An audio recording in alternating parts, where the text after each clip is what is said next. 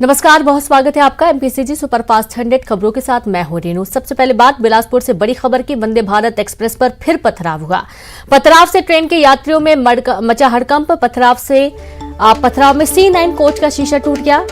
दाधापारा के पास ये घटना घटित हुई।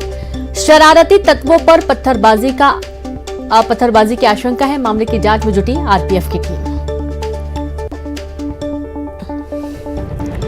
तो बड़ी खबर आपको दे रहे हैं, जहां वंदे भारत एक्सप्रेस में पथराव हुआ है। पथराव से ट्रेन के यात्रियों में डर का माहौल भी रहा। पथराव में C9 कोच का शीशा टूटा। दाधापारा के पास एक घटना घटित हुई है। शरारती तत्वों पर पत्थरबाजी की आशंका। मामले की जांच में जुटी आरपीएफ की टीम। बिलासपुर से आपको ये बड़ी खबर दे रहे हैं। तो वंदे भारत एक्सप्रेस पर फिर से पथराव हुआ है। पथराव से ट्रेन के यात्रियों में हड़कंप मच गया।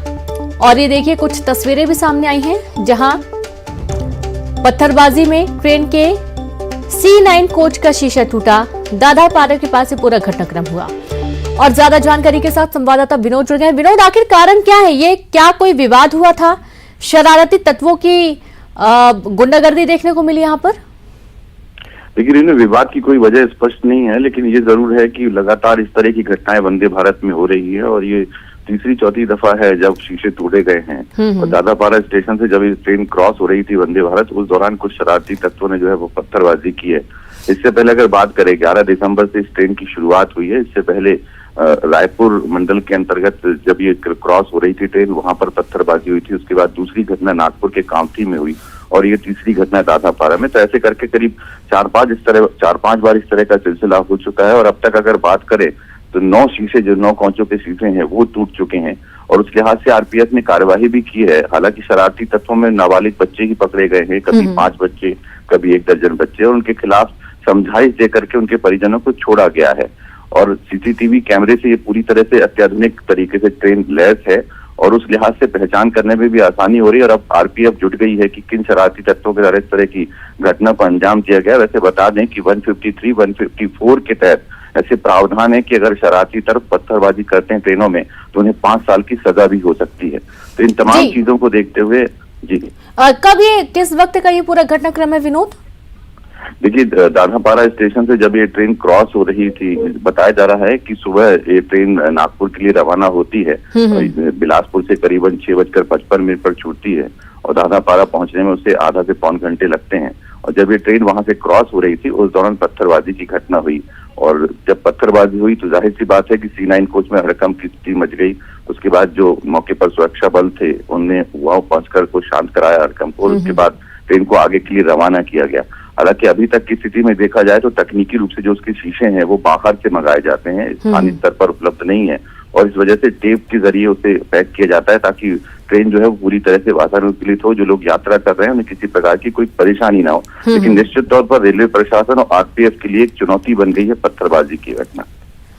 जी बिल्कुल, बहुत शुक्रिया आपका विनोद तमाम जानकारी के लिए। तो कहीं ना कहीं एक बड़ी चुनौती भी है, क्योंकि ये चौथी बार है जब ट्रेन पर हमला हुआ है और इस दौरान कांच के जो शीशे हैं वो टूट गए और यात्रियों में काफी डर का माहौल इस दौरान रहा है।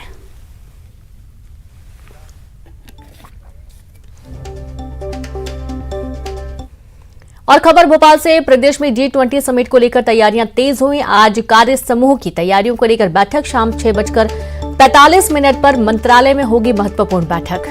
खजुराहो में होने वाले G20 समिट को लेकर बैठक। सीएम शिवराज सिंह चौहान कर रहे कार्यक्रम की तैयारियों की मॉनिटरिंग।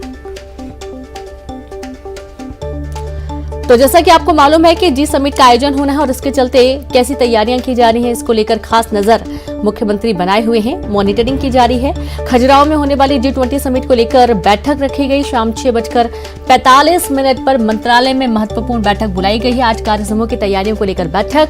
प्रदेश में G20 समिट को लेकर तैयारियां तेज हुई हैं। बड़ी खबर आपको दे रहे हैं भोपाल से।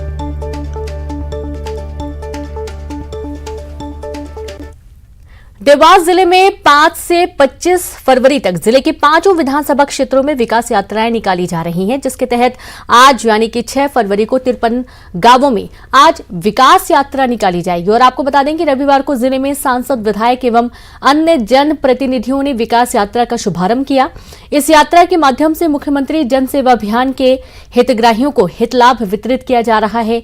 विकास यात्रा के दौरान लोकार्पण एवं भूमि पूजन कार्य किया जाना है। विकास यात्रा में हितग्राही अपना अनुभव साझा करेंगे। विकास यात्रा में प्रचार रथ में प्रदेश सरकार की योजनाओं का प्रचार प्रसार किया जाएगा। विकास यात्रा में जनप्रतिनिधि, समाज सेवी और जिले के नागरिक शामिल हो रहे हैं। और शुरुआत भी मुस्कान के नाम से, सबके चेहरे में मुस्कान। तो वहीं जबलपुर में बदमाशों के बुलंद हौसले बरकरार हैं और ये खबर इस बात की गवाह है। बता दें कि माढ़ो ताल थाने से महज कुछ ही दूरी पर बदमाशों ने एक मसाला व्यापारी पर फायरिंग कर दी। गोली व्यापारी के पेट में जाकर लगी। फायरिंग के बाद बदमाश फरार हो गए। मौके पर पहुंची पुलिस ने घायल व्यापारी को निजी अस्पताल भर्ती किया। तो वहीं घायल के परिजनों ने धर्मेंद्र और सुनील नाम के 2 व्यक्तियों पर हत्या की नियत से गोली मारने की शिकायत दर्ज कराई। पुलिस ने मामला दर्ज कर लिया है, आगे की जांच शुरू कर दी है। सर ये बोला बयान वगैरह चुंगी नाका में बालक दुकान में था। दुकान में सामान दे रहा था और किसी ने मुंह बांध के और फायर कर दिया। एक व्यापारी जो कि ठेला लगाता है, उसके ऊपर आज एक फायरिंग की घटना की सूचना मिली, जिसको उसके परिजन मुखर्जी हॉस्पिटल इलाज हेतु ले आए थे। तो उस संबंध में उससे जानकारी एकत्रित की गई है एवं अब जानकारी प्राप्त करने के बाद इस पर FIR कर जो भी इसमें आरोपियों को आज ही शीघ्र गिरफ्तार किया जाएगा। तुर्की में सोमवार को भूकंप के तेज झटके महसूस किए गए। नुरदगी से 23 किलोमीटर पूर्वी की ओर गाजियाटेप के पास इसका केंद्र बताया जा रहा है। रिक्टर पैमाने पर भूकंप की तीव्रता 7.8 मापी गई है। भूकंप के आने के 10 मिनट बाद 6.7 की तीव्रता का एक और तेज झटका महसूस किया गया। इस भीषण भूकंप के बाद तुर्की और सीरिया में बड़ी तबाही की खबरें सामने आ रही हैं। मीडिया रिपोर्ट्स के मुताबिक भूकंप से कई इमारतें तबाह हो गई और साथ ही मलबे में कई लोगों के दबे होने की आशंका जताई गई है। बुरहानपुर में प्रसिद्ध कथावाचक प्रदीप मिश्रा के शिव महापुराण कथा के आयोजन के दौरान रोटी मैनेजमेंट का अनूठा प्रयोग देखने को मिला। बुरहानपुर की रेणुका कृषि उपज मंडी परिसर में चल रहे इस आयोजन में आए सैकड़ों श्रद्धालु यहां पर ही रह रहे हैं। इन लोगों को समय पर भोजन उपलब्ध कराने को लेकर आयोजन समिति ने एक अनूठे रोटी मैनेजमेंट का अभियान चला रखा है और इसके तहत भोजन के लिए रोजाना 10,000 परिवारों से महिलाएं रोटियां तैयार करके दे रही हैं। समिति के सदस्य क्लस्टर बनाकर निर्धारित समय में एक स्थान पर रोटियों को कलेक्ट करके कथा स्थल पर बने भोजनशाला में पहुंचा रहे हैं। रोटी मैनेजमेंट का ये फंडा हमारी ही संस्कृति की विरासत से मिला है और पहले किसी गरीब परिवार के यहाँ शादी का आयोजन होने पर आर्थिक रूप से संपन्न परिवार आटा खरीदकर रोटियां बनाने के लिए घर घर आटा बांटते थे। महिलाएं रोटियां तैयार कर विवाह स्थल पर पहुंचाया करती थी और इस पुरानी परंपरा को यहाँ एक बार फिर से पुनर्जीवित किया गया।